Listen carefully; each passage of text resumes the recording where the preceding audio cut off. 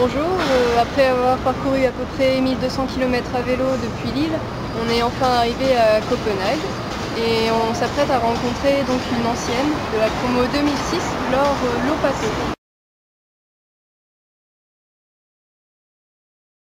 Salut Laure, comment ça va?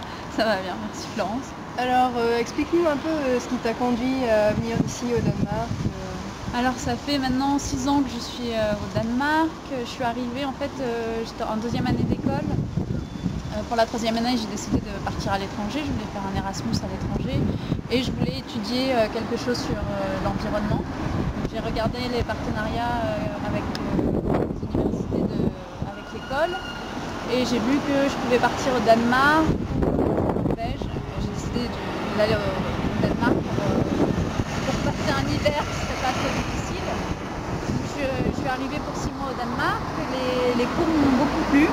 Et je me suis aussi rendu compte que si je voulais travailler dans l'environnement, j'avais beaucoup de choses à apprendre. Et donc j'ai décidé de faire un double master, parce qu'il y avait cette possibilité avec de partenariat avec l'école. Alors qu'est-ce qui se cache derrière le thème environnement Alors pendant ce master, c'était 2 ans, il y avait des cours en traitement de l'eau potable, traitement des eaux usées, traitement des déchets, gestion des ressources en eau. En gros les quatre thèmes principaux du master. Et j'ai décidé de me spécialiser plus dans le traitement de l'eau potable. Donc à la fin, après 1 an et demi de cours, j'ai fait les 6 mois de thèse, de master. Et là j'ai fait une thèse sur le traitement de l'arsenic dans l'eau potable pour les zones rurales du Nicaragua. J'ai trouvé un professeur qui donnait le cours de traitement de l'eau. Je suis allée le voir, il m'a proposé ce sujet. Donc pendant le premier mois, j'ai fait de la biblio, puis j'ai préparé mes expériences, j'ai fait quelques mois au laboratoire, et finalement je suis partie 2 mois au Nicaragua, tester mes expériences là-bas, dans les villages là-bas du Nicaragua, et je suis revenue au Danemark, j'ai écrit ma thèse, que j'ai présentée donc, après 6 mois. Et après ça, voilà, j'avais mon double master, le diplôme de l'NSCL et le master de l'université ici au Danemark.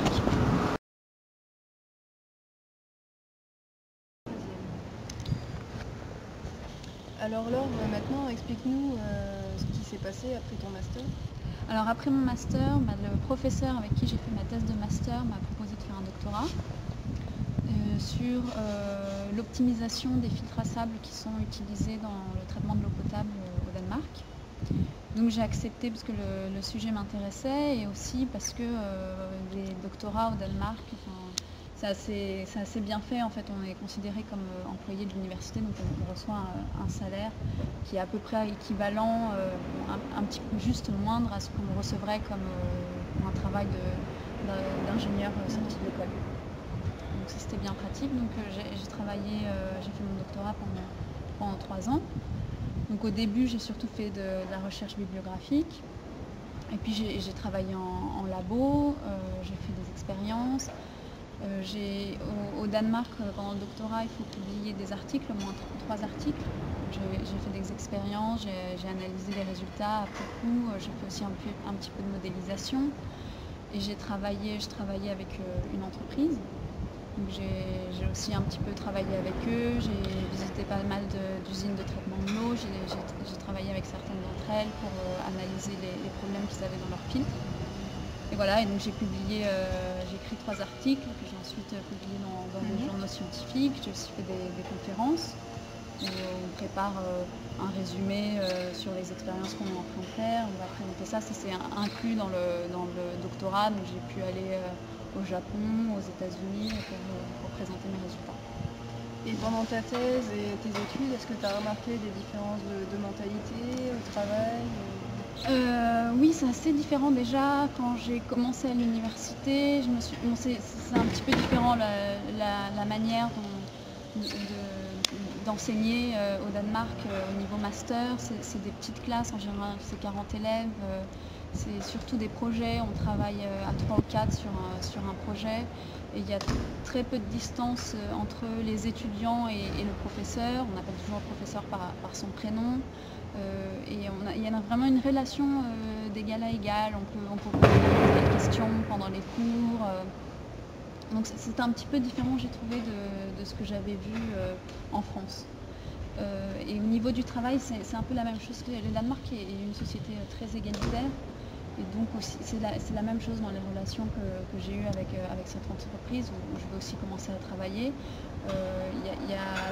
Tous les employés sont au même niveau, il n'y a pas vraiment un chef, il n'est pas considéré comme tel. Donc c'est assez agréable. On a très vite beaucoup de responsabilités. Les gens, il y a une vraie relation de confiance entre les employeurs et les employés. C'est pas mal. Okay. Et à l'issue de ta thèse, donc là, tu as été embauchée directement après par la boîte qui a financé une partie de... Exactement. Donc là, je viens de finir mon doctorat il y a 2 mois, j'ai soutenu. Donc là, je commence à travailler maintenant avec cette entreprise qui est une entreprise de consultants en ingénierie. Donc, je vais travailler exactement sur ce que j'ai travaillé pendant mon doctorat, c'est le traitement de l'eau et dans les usines de traitement de l'eau potable. Je vais commencer la semaine prochaine, par exemple, je vais visiter une usine de traitement de l'eau qui a des problèmes avec ses filtres qui n'enlèvent pas assez le fer, le manganèse qu'il y a dans l'eau.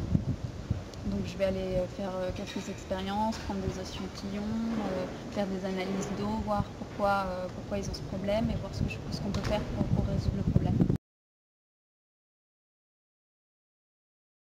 De la fin, qu'est-ce qui te plaît le plus au Danemark et puis qu'est-ce qui te manque le plus aussi Ce qui me manque, c'est le soleil, c'est sûr.